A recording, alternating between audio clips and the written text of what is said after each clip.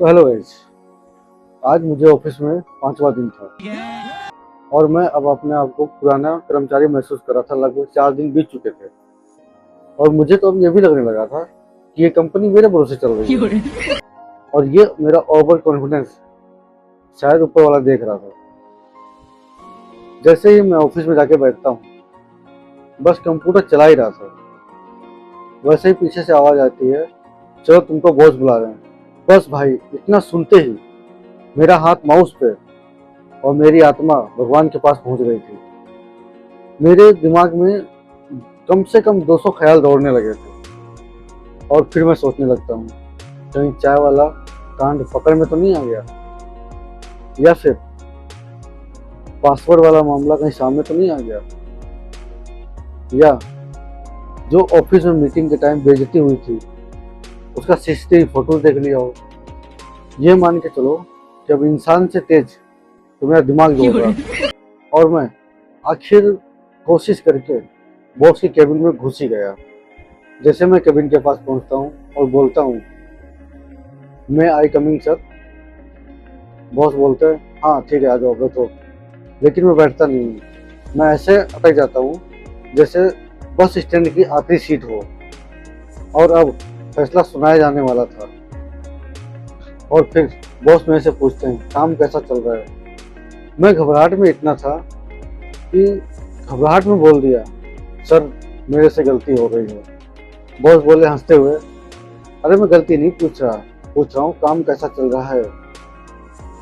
फिर थोड़ी देर के लिए, लगभग 5 सेकंड के लिए ऐसी चुप्पी छा गई, मुझे तो एसी की आवाज भी सुनाई दे रही थी।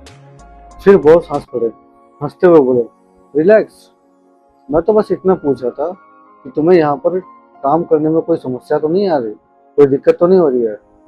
ये बात सुनकर मुझे तो ऐसा लगा जैसे कि मेरी फांसी की सजा माफ हो गई।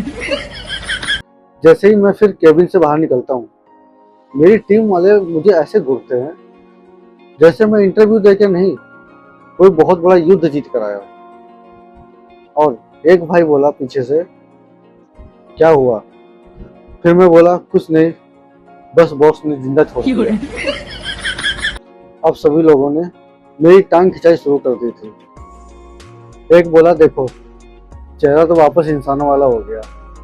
दूसरा बोलता है, भाई हम तो तुम्हारे सिस्टम पर फूल चढ़ाने की तैयारी कर रहे थे। पूरा ऑफिस हंस हंस कर लोटपोट हो गया था। शाम को बैठे मैं सोच रहा था, इंसान काम से ज्यादा तो खुद के अंदर इतना डर बना ले। बॉस ने तो सिर्फ बात करने के लिए बुलाया था, बाकी पूरी फिल्म तो मैंने खुद अपने दिमाग में बना ली थी। लेकिन असली बवाल अभी बाकी था। मैं घर पहुंचा और घर पहुंचकर मैं अपने आप से एक फैसला लिया, मतलब अपने आप से एक वादा किया कि मैं बॉस का नाम लेकर नहीं डरूंगा। लेकिन अगले दिन कुछ ऐसा हो जाता है कि मेरे एकदम से होश उड़ जाते हैं। डे 6 में पहली बार मुझे इतना ज्यादा काम मिला था और फिर मैंने एक नया कांड कर दिया।